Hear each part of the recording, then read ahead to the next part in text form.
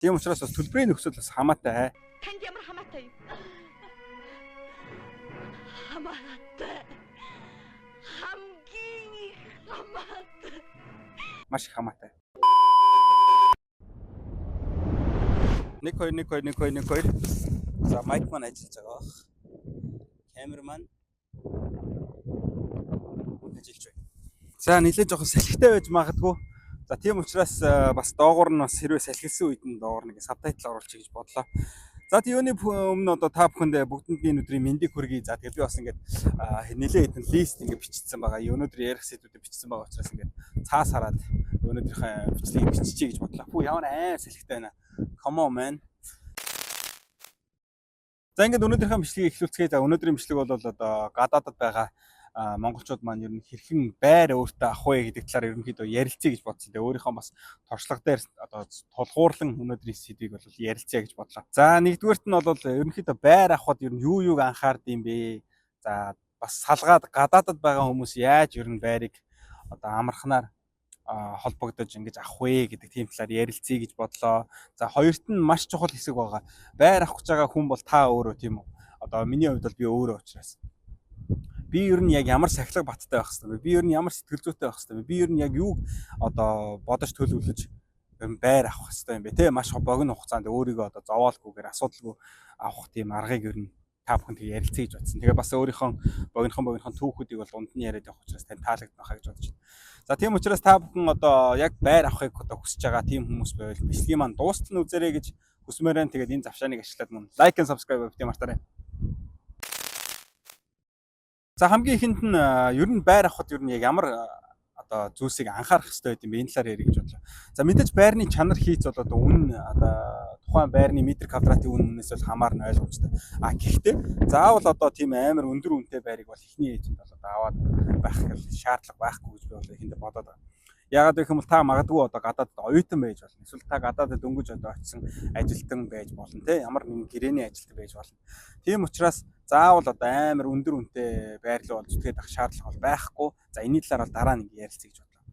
За тэгээд мөн одоо дотоод зохион байгуулалт. Ер нь байрыг ер нь хэр интерьер дизайныг хийж ийн ер нь бас нэг хямд байрууд ч гэсэн бас ер нь нэг юм янз бүрийн бас дотоод зохион байгуулалт байгаа шүү дээ.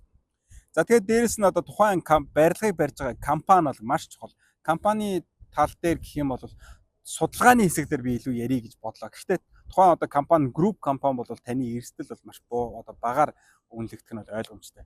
Жишээ нь зүгээр энгийн нэг барилгыг барьж байгаа хинийч мэдгүй компани байвал бас жоохон асуудалтай тийм үү. Тэгэхээр компани бол чухал. За дараагийнх нь юу гэхээр тухайн барилгын байршил бол одоо энэ бол бүр номер 1 Монголд бол ер нь Улаанбаатар хотод ер нь байршил гэдэг бол асуудалтай тийм үү. Нэг бол утаа, нэг бол төгжрөл энэ хоёр асуудал бол үнэхээр нэрэ байрны хувьд бол үнэхээр хэцүү асуудал байгаа. Тэ ингээд одоо ажилласаа гараад за яармаг руу явдаг хүмүүс бол сайн мэдж байгаа. Би өөрөө одоо хоёр байртай те. Хоёр байр хоёулаа нэг нь яармагт нэг нь нисгэд одоо ордны хажууд байж байгаа. Тэгээд би хотын төвд ажилтай бол тэгэл ер нь хэцүү л дээ. За барилгын хотхны одоо дотоод орчин болон гадаад орчин гэж аахгүй. За энэ гадаад орчинд чинь зөвхөн одоо гоё харагдах хүүхдийн тоглоом талбай энээсээ гадна бас өөр зүйлсүүд бас хамаатай те. Гараад очиход одоо үйлчилгээний газрууд байх хэрэгтэй тийм үү. Дээрээс нь одоо ямар нэгэн кино театр ч юм уу тэрнтэйг ойрхон байвал гэсэн супермаркет те ингээд өсчний газар шиг тийм. Тиймэрхүү зүйлсийг бол та бүхэн бас анхаарч үзэх нь бол чухал аа. За дараагийнх нь юу вэ гэхээр байрны одоо төлбөрийн нөхцөл байна. Энэ бол одоо бас нэлээд олон төрөл байгаа гэж байна. Хувь лизинг хийж болно. Одоо сүүлийн үед чинь за 50% төлчихтэй үлдсэн 50% одоо тодорхой хэмжээний хугацаанд ингээ хуваагаад төлчихөө. Ямар нэг хүү бол авахгүй гэсэн ийм бас нөхцөлтэй байрнууд байна. За хоёрт нь банкны лизинд одоо орох боломжтой тийм байрнууд байна. За гуравт нь гэх юм бол шууд 100% төлөөд та үнэхээр боломжтой бол 100% төлөөд авчих. Гэхдээ одоо өөрчлөсөн захиалга уу эсвэл одоо шууд одоо бэлэн байруу гэдгээс хамаарат янз янз байна. Тийм учраас бас төлбөрийн нөхцөл бас хамаатай. Танд ямар хамаатай юу? Хамаатай. Хамгийн их хамаатай. Маш их хамаатай. За тэгээд дараагийн хэсэг нь юу вэ гэхээр бас жоохон салхилаад шүү. Come on. Жоохон салхиа болчихдгоо бууж ин please. Yeah. За тэгээд дараагийн хэсгээр нь юу ярих вэ гэхээр өөрийнхөө ерөнхийдөө байр авсан талаар яринга хувь хүн ер нь ямар сэтгэл зүйтэй байх хэвээр, хувь хүн ер нь ямар шүү байдалтай байгаад тэр одоо хурдан одоо байрыг авах тийм боломж бүрддэм бэ гэдэг талаар энэ үед бол ярьцгаая гэж бодлоо. За би 2 өрөө байр нэгийг 1 өрөө байр нэгийг авсан байгаа. 2 өрөө байр маань аль хэдийн ашиглалтанд ороод тэгээд одоо бид бас өөрсдөө бас жил гаруй амьдраад тэгээд одоо миний байгаа Накита гэдэг хотод ч одоо би 3 жилийн өмнө ирсэн гэхэр чинь бүр ашиглалтанд ороод баг 5 жил 4 жил болсон байна. Тэгээд одоо бол байраа би түрээслүүлдэг юм чинь бас нэг тодорхой хэмжээний орлогын юм одоо циклтэй болчихж байгаа гэсэн. За тэгээд 1 өрөө маань одоо яаж байгаа гэхээр би одоо аль хэдийн бүх мөнгөний төлөөд ингээд дуусчихсан ямар нэгэн байрны зээл мэл ерөөсөө лизинг юуж байхгүй. За 1 өрөө маань одоо 2 сарын 15-наас ерөнхийдөө бол ашиглалтанд орчих юм байна. За одоо тэгээ Монгол руу очиход бол 1 өрөө байр маань бэлэн байгаа гэсэн. За тэгээд би өөрийнхөө үндсэн кейс дээр толгуурлаж ярих гэж бодлоо. Тэгээд би бол одоо 2016 оноос хойш одоо Япон улсад бол байж байгаа. 2016 оноос 18 оны хооронд бол Токиод хэлний бэлтгэл сууж байсан. Тэр үед бол юун байр маяр бодох юм их байлаа. Дараа нь магистрт ихтэй сургууль бол орсон. Ихтэй сургуульд орохдоо за ер нь бол одоо ингээд Монгол руу буцахаар болох юм бол ямар нэгэн байдлаар өөрсдөө гэсэн орон байртай болох хэрэгтэй байна гэж бодоод 2 өрөө байрыг ингээ хайгаад ингээ явсан байна. Тэгээд бол яалтчгүй тэгэл маш хурдан бүтсэн болсон. За тэгээд 2 өрөө байрыг бол шууд 9 сарын дотор бол 100% төлөөд дуусгасан байгаа. За энэний талаар нь яг тэр детальны юмнуудыг яриа. Богинохон түгээ эхлэе ярьчих гэж байна. Тэгээд дараа нь магистра төгсөөд Монголд ч 1 жил болоод буцаж ирээд докторт ирсэн. Докторт ирээд хүний хүсэл чинь хязгааргүй те шуналтай юм болохоор магистрт 2 өрөө хийсэн юм чи ядаж докторт одоо бас 1 өрөө байр хийхгүй бол болохгүй гэж бодоод 1 өрөө байрыг захиалга өгөөд авсан. За тэгээд жилийн дараа бол өрчсөн захиалга хийгээд бол шууд 100% төлөө дуусгасан. Тэгээд яг үндсэн хугацааг нь бодох юм би 6 сарын дотор 1 өрөө байрыг хийгээд дуусгасан байлаа. За тэгээд ингээд тотally бодох юм бол те 1 6 гэдэг чинь 1 жил 3 сарын дотор бол 2 байр хийсэн байна гэсэн. 1 өрөө байр маань ашиглалтанд орсны дараагаар одоо хүмүүсийг явуулаад үзсэн чинь нэлээд жоохон бидний хувьд бол таалагдахгүйсэн. Яагаад гэх юм бол дотоод хийцэн жоохон чанар муутай. За тэгээд нэг хэсэг 100 бол нөгөө Монголын нөгөө байрнуудын чанарыг шалгасан нэг үер усны аял болсон шүү дээ. Тэр яг үеэр одоо гараж руу нусмус ороод. За ер нь энэ жоохон тийм юм. Гэхдээ уул нь байршлын хайрцангуй бас боломжийн одоо яг Баян бүрдийн ардталт одоо нэг хангаа хотхон гэдэг тэрний хажуудлын одоо хороолохгүй. Окей. Тийм учраас ер нь эртгэн одоо ашиглалтанд өөрөө орцсон юм чинь зарчий гэж зараад эргэлтэнд оруулсан байна.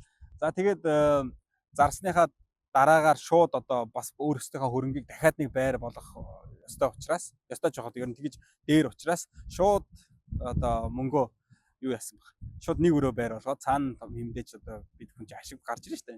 Анх урьдчилсан захиалга хийгээд тэгээ бүрэн болгоцсон. Тэгснийхаа дараагаар одоо яг энд байгаа зогсож байгаа энэ машиныг бол одоо би авсан одоо бичлэг бол миний фритинг бууцсан дээр бол байгаа. За тэр одоо энэ хүн машиныг авсан мөнгө бол мэдээж тэр одоо ашигнаасаа гаргаж авсан мөнгө байгаа. Тэгээ цаана бас мэдээж тодорхой хэмжээний мөнгө бол үлднэ.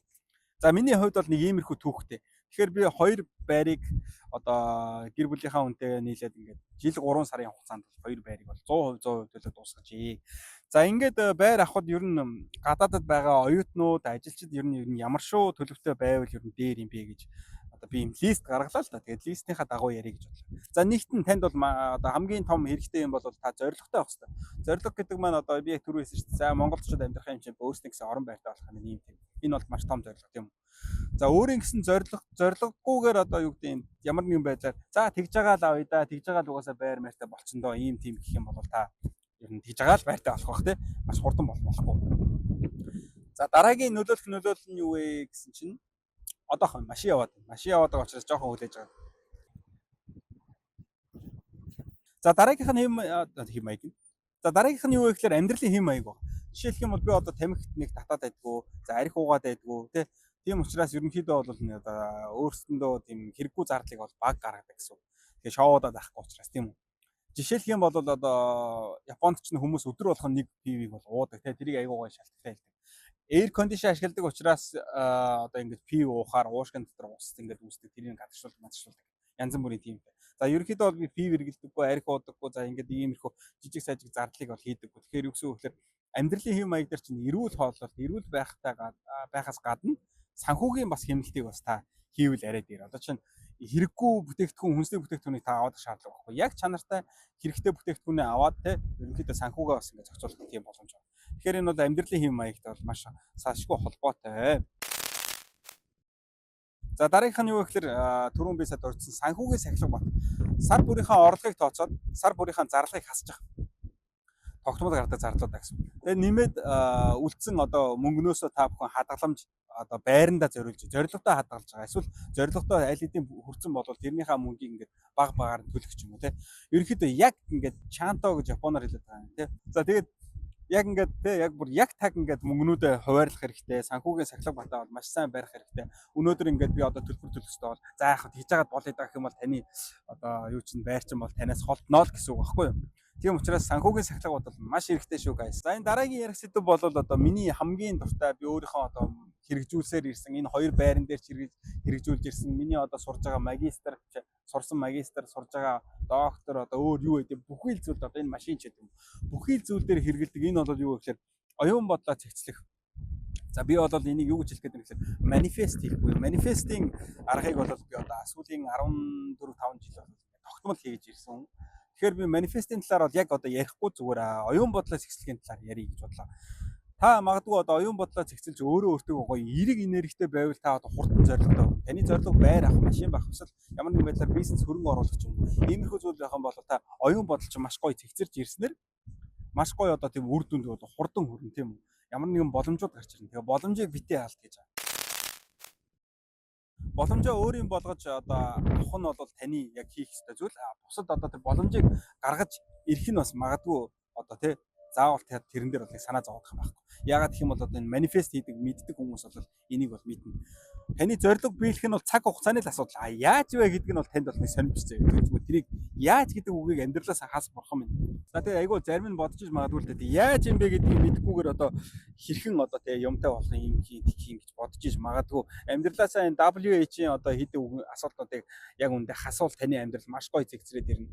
Тэртээ тэргүй зорилго хөдөлж явах хоёр байхад бол тэгэл бүх юм болчихсон тийм үү. Тэгэхээр нэр нэмээд хэлэхэд би утгагүй бас одоо ингээ манифестийн талаар хэд хэдэн дугааруудын цуврал дугаарууд хийх гэж байгаа. Хэрвээ та бүхэн одоо манифест хэрхэн хийдэг вэ? Эсвэл одоо манифест сонирхолтой хүмүүс байвал те зорилгоо бий болгоё, бодит болгоё гэж бодож байгаа хүмүүс байвал одоо хуудсын маань лайк дараа тэгээд одоо утгагүй манифестийн бичлэгүүдийг маань үзээрэй гэж хүсмээр байна.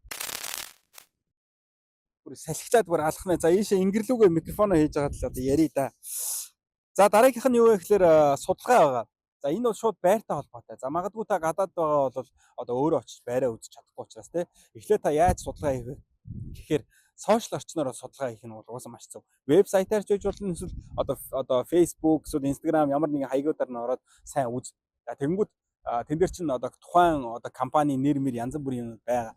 Компанийн үүх түүхийн судлаад үз. Тэр компани өмнө ямар барилга хинтээ хаана хамтарч барьсан юм уу? Эсвэл дангаараа барьсан юм уу? Хаана ямар барилга барьчаад байгаа юм? Эсвэл анхныхын барилга юм уу? Туршлагатай юм уу? Туршлагагүй юм уу гэж бүгднийг та өөрөө үз. За тэгээд судалгаан дээр нэгдүгээр сошиал орчноор ингээд судалгаа хийх нь байна. Нэмээд хэлэхэд сошиал орчин дээр одоо тухайн ашиглалтанд орсон байрнуудын айл өрхүүдийн группүүд байдаг. Одоо А блокны ч юм уу, Б блокны ч юм уу те. Тэр айлуудын группүүд байгаа. Тэднэр лөө орж амжих юм бол те чадах юм бол та бүр ингэ хинээс цаанаас олж авч чадахгүй тийм шүүмжлүүдийг тэндээс олж харна. Сайшаалуудыг олж харна те. Одоо манай байр ийм сайхан, манай байр энэ жоохон муу гэдэг ч юм уу. Одоо халаат жоохон дутуу байна, пар жижигтэй байна. Эсвэл обон жоохон ийм ч гэдэг юм. Янз бүрийн тийм асуудлуудыг бол одоо тэр группүүдээс олж авна. Тэгэхээр та группүүд эсвэл одоо мессенжер одоо чатууд руу бас орохыг хичээгээрэй гэж одоо зөвлөмөр байна. За тэгээд нэмээд хэлэхэд тухайн тэр одоо судалгааг бол энэ одоо байрны одоо тухайн одоо баригдаж байгаа газар маань өөрөө ашиглалтанд орсон ашиглалтын тусгай зөвшөөрлөн гарсан газар юм уу? Энэ компани өөрөө бас те одоо юу гэдэг ямар нэгэн асуудалтай компани үгүй юу гэдэг бүгдийг тэгээд шалгах хэрэгтэй. За нэмээд одоо Facebook интернетээр ингэ шалгасныхаа дараагаар яах вэ гэхээр та өөрөө очиж чадахгүй гэж болно. Эсвэл өөрөө чадж байгаа бол тухайн барилга явагдаж байгаа газарт нь та яваад оч офис дээр нь очиж уулз. За ээж аавыгаа явуулаа те эцэг эхийгээ бүгдийг нь явуулаад ах эгчигээ бүгдийг нь явуулаад очиод уулз.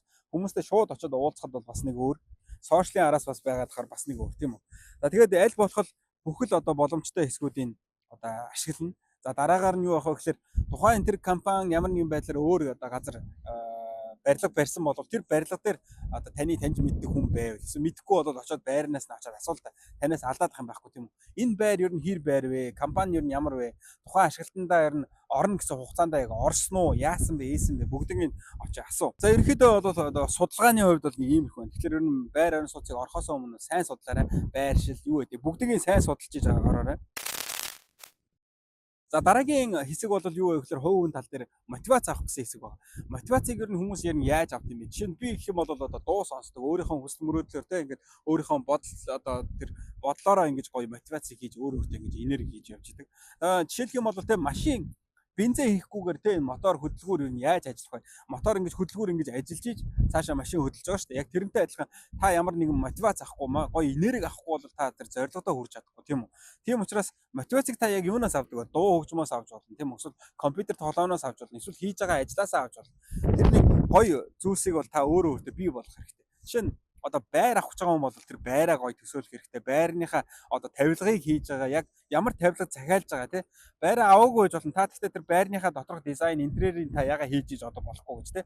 Та цагаа хэмнэ. Нэгдүгээр бас зорилгоо ингээд өөрлөгөө татаад байгаа байхгүй. Тийм учраас мотивацаа маш сайн зөв олж хийгэрэй гэж одоо хэлмээр байна. За дараагийнх нь нэг чухал хэсэг юу гэхээр боломжийг өөртөө бүрдүүлээ. Энэ одоо юу вэ гэхээр жишээлх юм бол гадаадад байгаа хүмүүс би зөвлөмөр байгаа. Ялангуяа Японд байгаа хүмүүс. Тэ гадаадад амьдрах зардлаа аль болох жоохон танаад өөрийнхөө Монгол руу байр авах гэж байгаа. Эсвэл хөрөнгө оруулалт хийж байгаа. Тэрэн лүүгээ бас ингээд жоохон мөнгө оруулаа. Энэ бол одоо таны боломжийг бол маш их хэсэг нэ. Тэгэхээр та боломжоо өөрөө бүрдүүл тийм үү? Одоо байраа ч юм уу, эсвэл ажиллаа нэмэх ч юм уу, тэ цагийн ажиллаа нэмэх ч юм уу. Өнөөдөр цагийн ажил гэснээс би та бүхэнд юм ярих гэж бодлоо.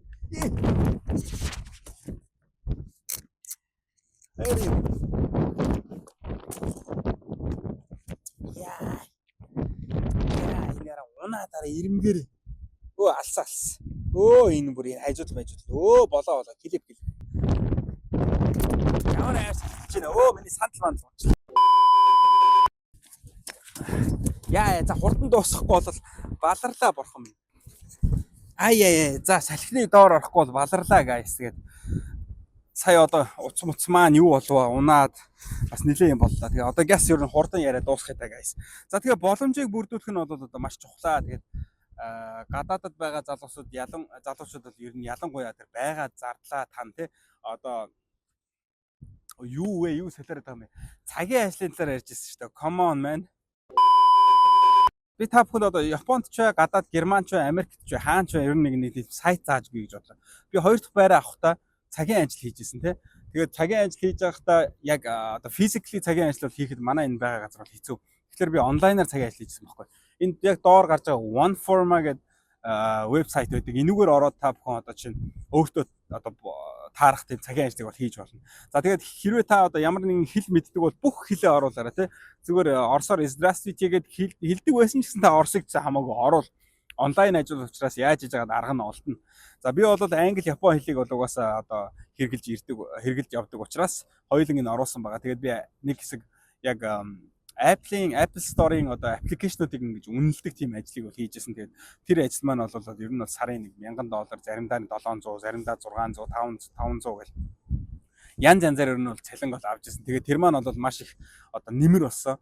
Тэгээд хэрвээ та бүхэн одоо ингээд онлайнаар ажил хиймээр байгаа бол oneforma.com руу ороод ер нь бүртгүүлээрэй. Тэгээд би бас доор одоо линкний хэсэг дээр ингээд өөрийнхөө invite найзаа урьдаг хэсгээ тавьчих. Тэгээд та бүхэн тэрүүгээр орж бүртгүүлээрэй.